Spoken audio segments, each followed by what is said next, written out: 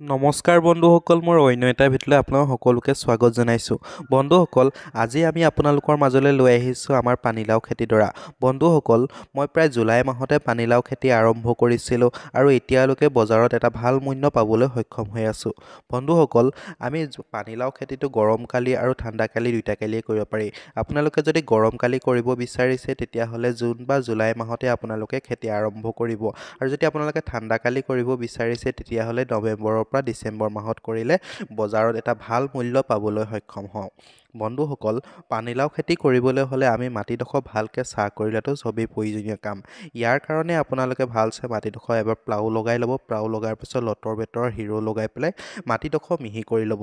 ইয়াৰ পাছতে আপোনালোকে প্ৰতি বিঘাত 20 KG urea 20 KG DAP mix কৰি পেলাই ছটিয়াই ল'ব। এনে কৰিলে বন্ধুসকল মাটিডোখৰ ভাল হয় আৰু গছজোপাও ভালকৈ উঠি আহিবলৈ সক্ষম হয়। আপোনালোকে যদি সাৰ প্ৰয়োগ কৰিব নিবিচাৰে তেতিয়াহ'লে প্ৰতি বিঘাত 1 তেলৰ আপোনালোকে শুকান গোবৰ ছটিয়াই পেলাই আকৌ ভালকৈ হাল বাই পেলাই মাটিডোখৰ প্ৰস্তুত কৰি ল'ব। এনে কৰিলে বন্ধুসকল আপোনালোকে এটা ভাল ফল পাবলৈ সক্ষম হ'ব। বন্ধুসকল, প্ৰায় এমাহৰ পাছতে আমাৰ পুলিবোৰ ধুনীয়াকৈ ওলাই আহিবলৈ সক্ষম হৈছিলে। পুলিবোৰ ওলোৱাৰ পাছতে আমি গোবৰ ছটিয়াই দিছিলোঁ 4 ৰাউণ্ডকৈ আৰু DAP অলপ দি দিছিলোঁ।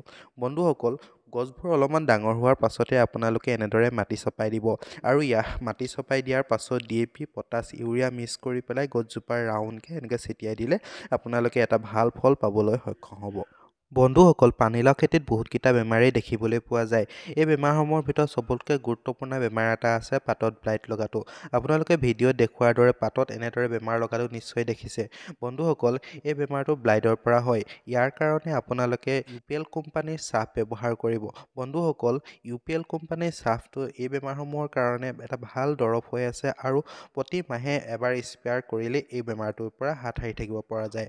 বন্ধুসকল, 1 লিটাৰ পানীত 2 গ্ৰাম চাফ হিচাপত 1 স্প্ৰেয়াৰত আপোনালোকে 30 গ্ৰাম চাফ মিক্স কৰি পেলাই প্ৰতি মাহে আপোনালোকে স্প্ৰেয়াৰ কৰি থাকিলে এই বেমাৰটোৰ পৰা দূৰ হৈ থাকিব পাৰিব আৰু আপোনাৰ গছজোপা ভাল হৈ থাকিব। বন্ধুসকল, পানীলাও খেতিত আৰু এটা কমন বেমাৰ হৈছে ফ্ৰুট ফ্লাই, অৰ্থাৎ বুৰুলিয়ে পানীলাওটো নষ্ট কৰি দিয়াটো। বন্ধুসকল, আপোনালোকে হয়তো বহু ক্ষেত্ৰত দেখিছে বুৰুলিয়ে পানীলাওটো নষ্ট কৰি দিয়ে আৰু তাৰ পৰা যোনডোখৰত খায় সেইডোখৰ পৰা গেলি আহিবলৈ আৰম্ভ কৰে। সেয়েহে এই বুৰুলি পোকজনীক ৰোধ কৰাটো খুবেই এটা প্ৰয়োজনীয় কাম। বন্ধুসকল, ইয়াৰ কাৰণে আপোনালোকে ইন'ভা স্প্ৰেয়াৰ কৰি থাকিব।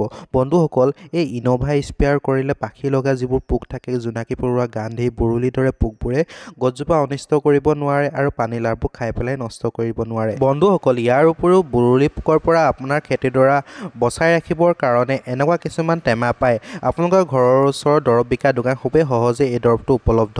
আপোনালোকে 1 বিঘা মাটি 3-4টা টেমা ওলমাই দিলে বুৰুলি পোকৰ পৰা হাত সাৰি থাকিব পাৰিব। বন্ধুসকল, পানীলাও খেতিৰ এই ভিডিঅ'টো এইখিনিতে সামৰোঁ। ভিডিঅ' ভাল পালে লাইক শ্বেয়াৰ কৰিব আৰু চেনেলটো ছাবস্ক্ৰাইব কৰি দিব।